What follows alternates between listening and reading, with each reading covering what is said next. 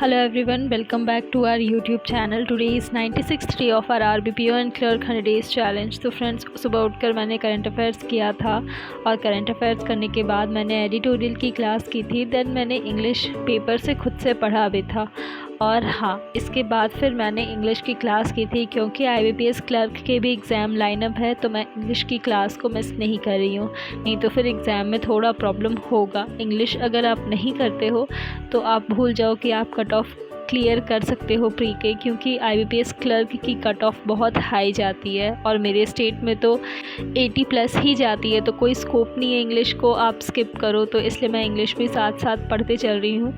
तो ये सर एक क्लास करवा रहे थे पैराजम्बल्स का, तो मैं इसे कर रही थी।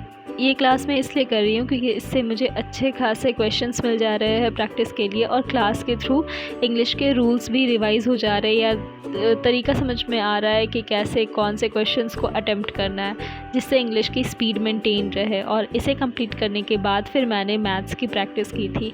मैं आपको बता दूँ, अरुण सर की 2 क्लास आई थी, एक केसलेट DI की क्लास आई थी और एक अर्थमेटिक की क्लास थी। तो ये दोनों क्लास मैं कर रही थी क्योंकि केसलेट DI एग्ज़ाम में एक ना एक मिलेगा ही आपको। PO और क्लर्क का तो पता नहीं, बट PO में मिल सकता है और क्लर्क में आएगा भी तो ईजी आएगा। तो ये क्लास मैं कर रही थी ताकि मेरा रिवीजन हो जाए। और हाँ, मैं केसलेट DI अटेम्प्ट करती हूँ क्वेश्चंस, उसके मुझे इजी लगते हैं, मतलब जो क्वेश्चंस रहते हैं वो बाकी सारे DI के कंपैरिजन में इसके थोड़े इजी लगते हैं, इसलिए मैं इसे अटेम्प्ट करती हूँ। आप लोगों ने मेरे लाइव टेस्ट में भी देखा होगा, मैं केसलेट DI स्किप नहीं करती हूँ।